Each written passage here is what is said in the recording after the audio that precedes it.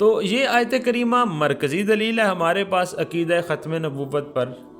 تو اس میں جو لفظ استعمال ہوا خاتم، اس خاتم لفظ کو سمجھنے کے لیے ہمیں خاتم کے مادہ کو قرآن کریم میں دیگر جگہوں میں تلاش کرنا پڑے گا۔ دیکھنا ہوگا کہ خاتم کا مادہ قرآن پاک میں کن کن معنوں میں استعمال ہوتا ہے۔ تو جب ہم قرآن کریم میں تلاش کرتے ہیں تو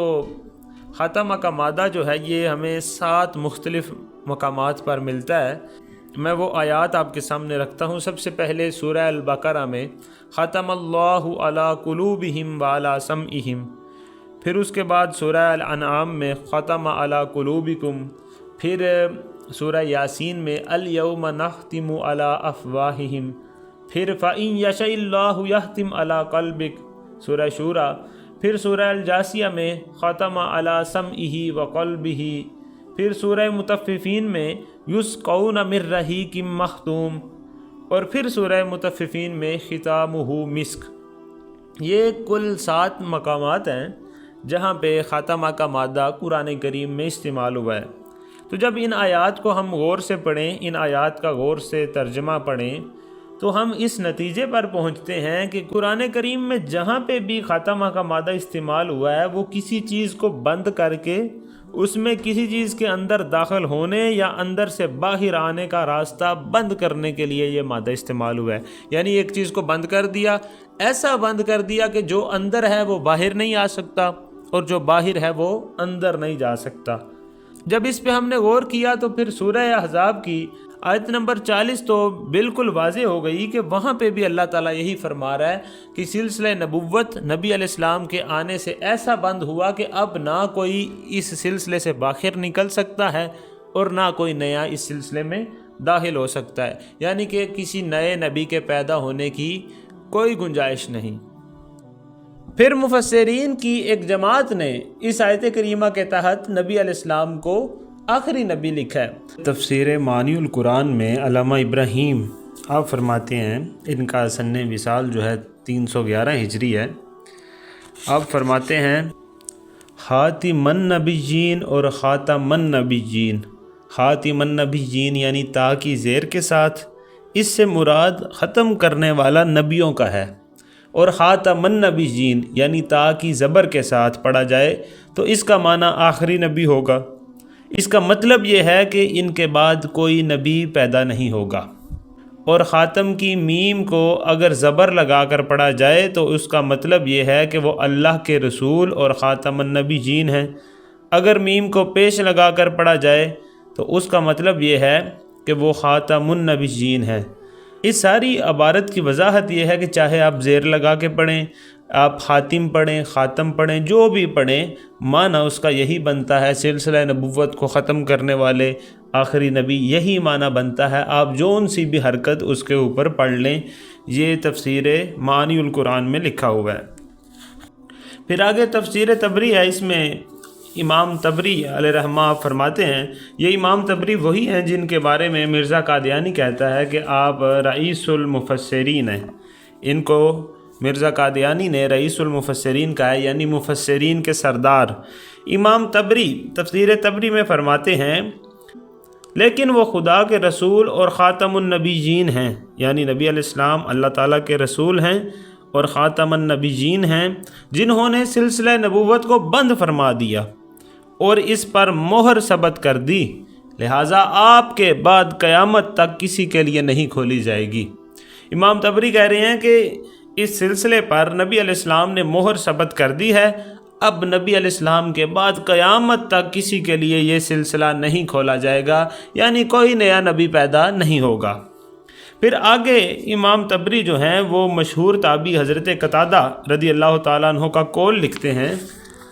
آپ لکھتے ہیں کہ قتادہ سے روایت ہے ان کا قول کہ محمد تمہارے مردوں میں سے کسی کے باپ نہیں ہیں۔ انہوں نے کہا کہ زید کے بارے میں نازل ہوا، لیکن وہ ان کے بیٹے نہیں تھے، اور ان کے بیٹے تھے وہ قاسم، حضرت ابراہیم اور حضرت طیب اور متخر، ولاکن رسول اللہ و خاتم النبیین یعنی نبیوں میں سے آخری۔ پھر تفسیر ابن کثیر میں امام کثیر فرماتے ہیں کہ یہ آیت کریمہ صاف صاف بتاتی ہے کہ نبی علیہ السلام کے بعد کوئی نبی نہیں، اور اگر ان کے بعد کوئی نبی نہیں تو ان کے بعد کوئی رسول بھی نہیں، کیونکہ رسول کا مقام جو ہے نبوت کے مقام سے زیادہ مخصوص ہے، یعنی رسول جو ہے یہ نبوت سے اعلیٰ درجہ ہے، یہ زیادہ خاص قسم کا درجہ ہے، کیونکہ ہر رسول نبی ہوتا ہے اور اس کا الٹ بھی نہیں ہو سکتا، یعنی ایسا نہیں ہو سکتا کہ ہر نبی رسول ہو، لیکن ایسا ضرور ہوتا ہے کہ ہر رسول نبی ہوتا ہے۔ ہر نبی رسول نہیں ہو سکتا، لیکن ہر رسول جو ہے وہ نبی ضرور ہوتا ہے۔ متواتر احادیث نبی علیہ السلام سے مروی ہیں، جن کو صحابہ اکرام کی ایک جماعت نے روایت کیا ہے کہ نبی علیہ السلام آخری نبی ہیں، آخری رسول ہیں، سلسلہ نبوت کو ختم کرنے والے ہیں۔ پھر آگے آپ لکھتے ہیں کہ اللہ تعالیٰ نے اپنی کتاب میں وَقَدْ أَخْبَرَ تَعَالَى فِي كِتَابِهِ وَرَسُولِهِ فِي السُّنَّةِ الْمُتَوَاتِرَةِ أَنْ اللہ تعالیٰ نے اپنی کتاب میں اور اس کے رسول صلی اللہ علیہ وآلہ وسلم نے سنت متواترہ میں بتایا ہے کہ آپ علیہ السلام کے بعد کوئی نبی پیدا نہیں ہوگا، تاکہ قیامت تک کے لیے سب کو معلوم ہو جائے کہ نبی علیہ السلام کے بعد جو بھی اس منصب کا دعویٰ کرتا ہے وہ جھوٹا، گمراہ اور گمراہ کرنے والا ہے، اگرچہ وہ جادو، شعبدہ بازیاں وغیرہ وغیرہ دکھاتا ہو،